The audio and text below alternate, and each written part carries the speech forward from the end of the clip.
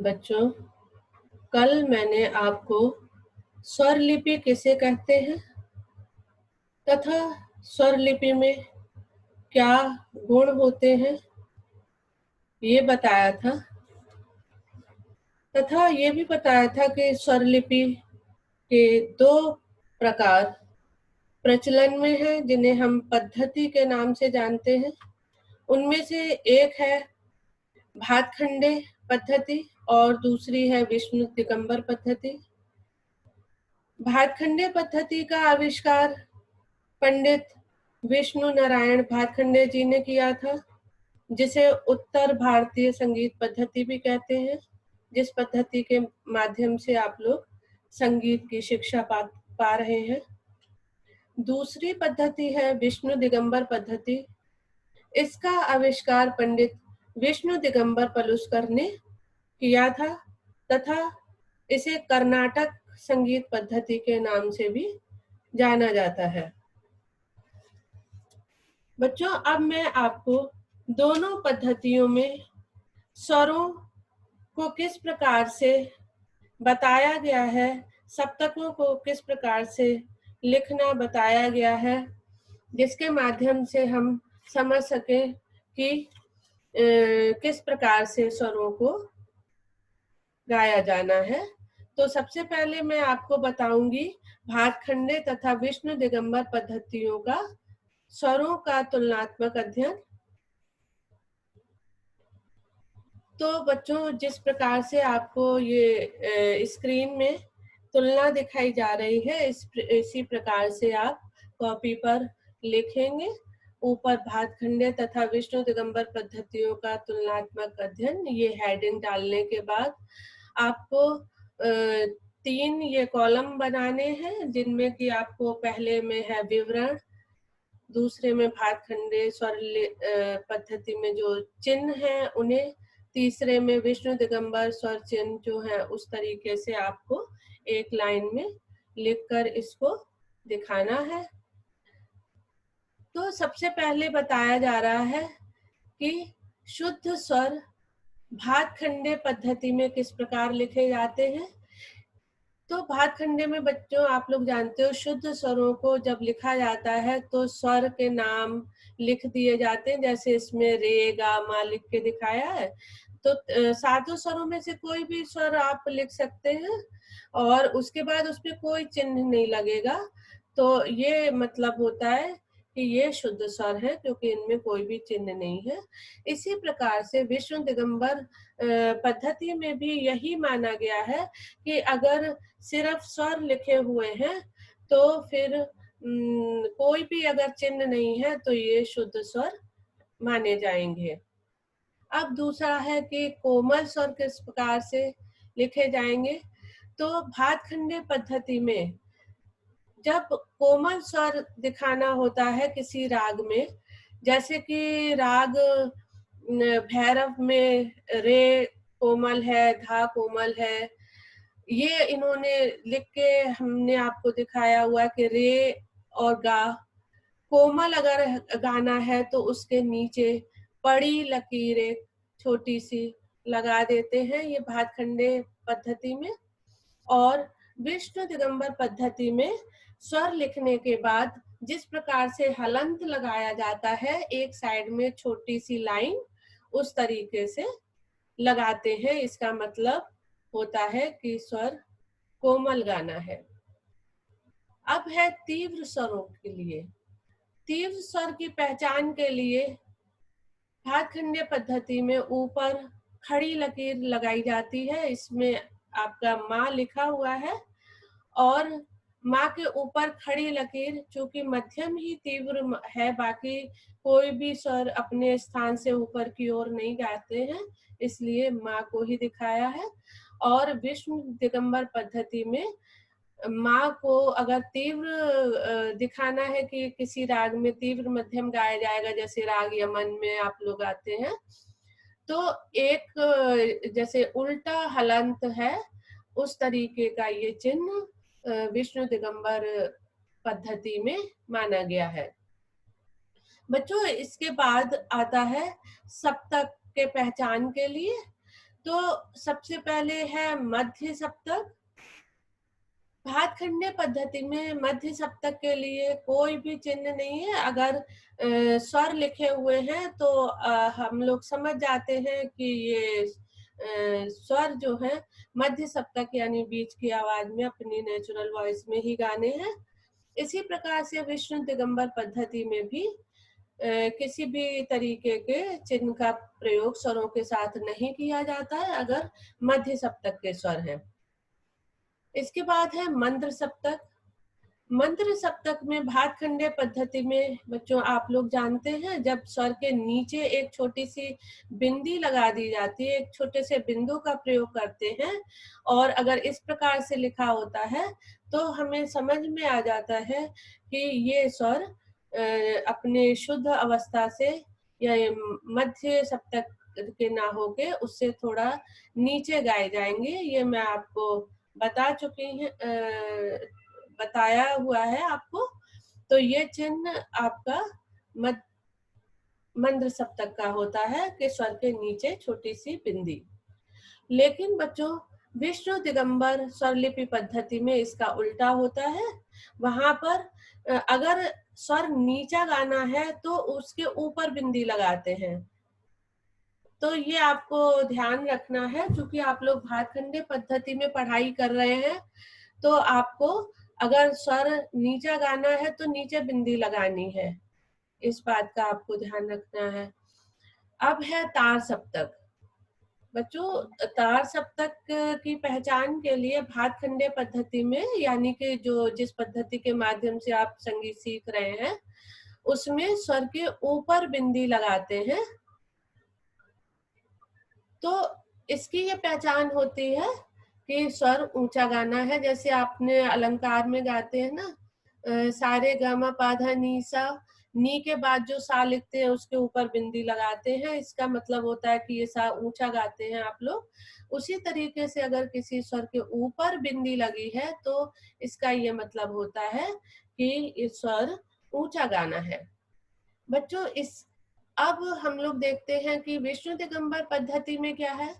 विष्णु दिगंबर पद्धति में अगर तार सप्तक के स्वर गाने हैं तो वहां पर वो लोग कर्नाटक संगीत में स्वरों के ऊपर खड़ी लकीर लगाते हैं, जैसे कि हम लोग तीव्र स्वरों के लिए लगाते हैं खड़ी लकीर एक स्वर के ऊपर, माँ के ऊपर। तो वो लोग दिगंबर पद्धति में जो लोग संगीत सीखते हैं वो लोग स्वर के ऊपर खड़ी लकीर लगाते हैं। इसका मतलब होता है कि स्वर ऊंचा गाना है। बच्चों आपको अपने भातखंडे पद्धति के लिए याद रखना है कि हम लोग तार सप्तक की पहचान के लिए ऊपर बिंदी लगाते हैं और दिगंबर पद्धति वाले खड़ी लाइन एक छोटी सी लगाते हैं। अब इसके बाद आया एक मात्रा लिखना। अगर एक एक मात्रा के साथ गाया जा रहा है गाना तो सिर्फ हर स्वर लिखा हुआ लिखते चले जाते हैं और उसमें किसी भी प्रकार के चिन्ह का प्रयोग नहीं करते। जबकि विष्णु दिगंबर पद्धति में अगर एक मात्रा में एक स्वर गाया जा रहा है तो उसके नीचे जिस तरीके से कोमल स्वर के लिए हम लोग लगाते हैं ना छोटी सी एक लकीर, उस तरीके से ये लोग लगाते हैं। बच्चों इसी तरीके से डेढ़ मात्रा अगर है तो क्या चिन्ह है ये दिखाया गया है अर्धचंद्राकार, और हम लोग लगाते हैं भातखंडे पद्धति में।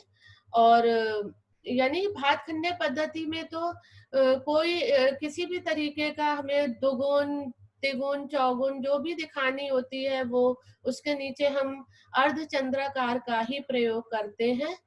जैसे कि आपको दिखाया हुआ है दो मात्रा है, दुगुन है, आधी मात्रा है, यानी देखिए आप, है ना, या चौगुन लिखनी है तो उसमें अर्धचंद्राकार का ही प्रयोग करते हैं।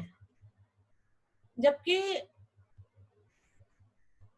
विष्णु दिगंबर पद्धति में जो ये वाला है, हाँ, तो इसमें क्या है कि वो लोग हर मात्रा के लिए अलग-अलग चिन्हों का प्रयोग करते हैं कि अगर 1.5 मात्रा है तो स्वर के नीचे छोटी-सी बिंदी लगाई, अगर 2 मात्रा है तो थोड़ा-सा घुमावदार छोटी-सी लाइन है, एकदम सीधी लाइन नहीं है, हल्की-सी घूमी हुई लाइन है। और अगर आधी मात्रा है यानी दुगुन में लिखना है, तो बिंदी लगाते हैं, थोड़ी बड़ी बिंदी हर स्वर के नीचे। और अगर चौगुन लिखना है तो जैसे हम लोग तो दोगुन, त्रिगुन, चौगुन में अर्धचंद्राकार में ही सारा काम करते हैं कि एक ही अर्धचंद्राकार में जितने भी स्वर लिख दें, है ना? वो दुगुन, त्रिगुन, चौगुन के लिए एक ही चिन्ह प्रयोग करते हैं। ये लोग विष्णु दिगंबर पद्धति में अगर चौगुन के लिए लिखना है या यानी चौथाई मात्रा, तो हर स्वर के नीचे अलग-अलग अर्धचंद्राकार का प्रयोग करते हैं। तो इसी तरीके से आप देखिए आगे, अगर त्रिगुण लिख रहे हैं भातखंडे पद्धति में 3 स्वरों को एक साथ कर दिया, है ना?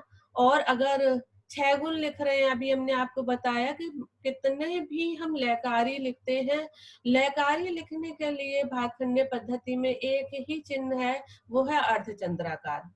जबकि विष्णु दिगंबर पद्धति में हर मात्रा, हर लयकारी के अलग-अलग चिन्ह बताए गए हैं। जैसे कि 1/3 मात्रा के लिए आप देखिए भातखंडे पद्धति में रे, गा, मा लिखा है, उसको चंद्राकार में बाँट दिया और विष्णु दिगंबर पद्धति में इसको उन्होंने लिखा हुआ है कि 1/2, 1/3, 1/3 इस तरीके से कि उस स्वर को कितनी जल्दी गाना है या किस लयकारी में गाना है, तो उस लयकारी को लिख देते हैं कि 1/3 में गाना है यानी 1/6 में गाना है कि एक मात्रा में 6 स्वर गाने हैं, तो या 3 गाने हैं या 2 गाने, वो अलग-अलग उसको दर्शाते हैं लिख कर।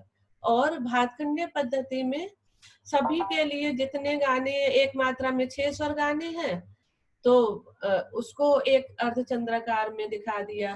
3 गाने हैं तो 3 को दिखा दिया, 4 में गाने हैं चौगुन में तो 4 को एक में बंद कर दिया। तो यही मुख्य अंतर है विष्णु दिगंबर पद्धति में हर लयकारी का अलग-अलग चिन्ह बताया हुआ है। तो बच्चों ये आपको ध्यान रखना है। अब मैं आपको बताती हूँ ताल लिपि। इसी प्रकार से ताल लिपि जो है वो भी भातखंडे पद्धति और विष्णु दिगंबर पद्धति में अलग-अलग चिन्हों का प्रयोग किया गया है। भातखंडे पद्धति में आप लोग जब लिखते हैं ताल, तो सम के लिए क्रॉस का निशान बनाते हैं, है ना? और विष्णु दिगंबर में जब कोई भी ताल लिखी जाती है, चूँकि सम हमेशा पहली मात्रा पर होता है, तो वो लोग विष्णु दिगंबर पद्धति में उसके नीचे पहली मात्रा यानी 1 लिख देते हैं। और भातखंडे पद्धति में सम दिखाने के लिए क्रॉस का निशान लगाया जाता है। आप लोग जब ताल लिखते हैं, तो प्रथम मात्रा के नीचे क्रॉस का चिन्ह लगाते हैं सम के लिए। अब आया खाली। खाली के लिए बच्चों आप लोग जब ताल लिखते हैं तो खाली के लिए शून्य का प्रयोग करते हैं भातखंडे पद्धति में। और विष्णु दिगंबर पद्धति में जो लोग संगीत की पढ़ाई करते हैं, वो लोग खाली को दिखाने के लिए प्लस का निशान लगाते हैं। अब है विभाग। बच्चों जब भातखंडे पद्धति में हम लोग कोई भी ताल लिखते हैं, जैसे आपने दादरा ताल सीखी, तो धा धीना धा तीना, धा धीना ता तीना, इस तरीके से जब 3-3 को विभाजित किया तो 3 के बाद एक लाइन खींच देते हैं, यानी विभाग को जो दर्शाते हैं वो लाइन खींचकर दिखाते हैं। लेकिन विष्णु दिगंबर पद्धति में कोई भी विभाग नहीं अलग से लाइन खींच के दिखाया जाता है।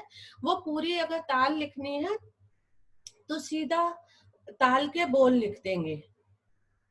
इसी तरीके से ताली, अगर भातखंडे पद्धति में जो ताली है वो हम लोग दिखाते हैं कि सम के बाद अगर ताली है तो उसके नीचे 2 लिखते हैं।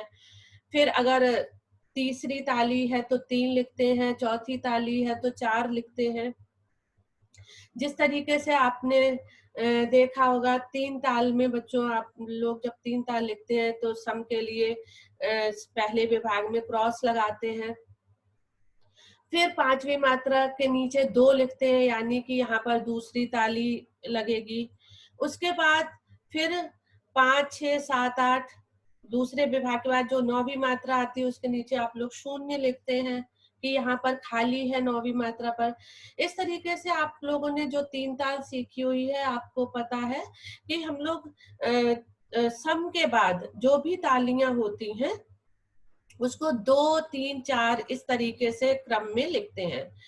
लेकिन विष्णु दिगंबर पद्धति में जिस भी मात्रा पर ताली दी जानी है वो उसकी संख्या लिख देते हैं। जैसे कि पहली मात्रा जो सम है मान लो 3 ताल की, तो 1 लिख दिया, क्रॉस की जगह 1 लिख दिया। और 5वीं मात्रा पर भातखंडे पद्धति में आप लोग 2 लिखते हैं कि दूसरी ताली पड़ेगी, तो वो विष्णु दिगंबर पद्धति में उस संख्या को ही लिख देते हैं, यानी 5। ठीक है। अब बच्चों इसको और अधिक स्पष्ट करने के लिए मैं आपको ताल लिखी हुई आपको दिखाना चाहती हूँ। देखिए बच्चों, इसमें हमने झप ताल लिखकर दिखाई हुई है। तो ऊपर जो है भातखंडे पद्धति में झपताल लिखी हुई है, जिसको आप लोग पढ़ते भी हैं, आपने सीखी हुई भी है पिछली कक्षाओं में। धी ना धी धी ना, ती ना धी धी ना। बच्चों आप लोग देखिए, आप इस तरीके से लिखते हैं कि झपताल में 2, 3, 2, 3 इस तरीके से विभागों में बांटा गया है। तो विभाग के लिए हमने लाइनें लगाई हुई हैं। और सम के लिए पहली मात्रा पर सम है तो क्रॉस का चिन्ह लगाया है। तीसरी मात्रा पर ताली है तो एक ताली सम की हो गई और ये दूसरी ताली है। छठवीं मात्रा पर खाली दर्शाते हैं तो 0 का निशान दिखाया है। और 8वीं मात्रा पर तीसरी ताली होती है, इसलिए 3 लिखा हुआ है। ये है भातखंडे स्वरलिपि पद्धति, यानी जिस पद्धति में हम लोग संगीत सीख रहे हैं या आप लोग सीख रहे हैं, तो इस तरीके से झपताल लिखी होती है। बच्चों इसी झपताल को अगर हम विष्णु दिगंबर पद्धति में लिखें तो किस प्रकार से लिखी जाएगी, ये आप लोग देखिए। यानी कि इन सबसे पहले जो आप ध्यान दे रहे हैं कि विभाग का कोई भी चिन्ह नहीं है। जो भी बोल हैं ताल के वो लिख दिए, धी ना धी धी ना, ती ना धी धी ना। अब चूंकि ये हर मात्रा अलग अलग है तो हर मात्रा के नीचे लाइन खींची हुई है, यानी कि जो एक मात्रा का होता है उस पे भी इनका चिन्ह है। हर मात्रा अगर एक एक बोलना है, धी ना धी धी ना, ती ना धी धी ना, यानी ये ठेके के बोल हैं, कोई लयकारी नहीं है, दोगुन तिगुन कुछ नहीं है। तो भी इन्होंने हर मात्रा के नीचे एक लाइन खींची हुई है। ये इनकी विष्णु दिगंबर पद्धति में इस प्रकार से लिखते हैं।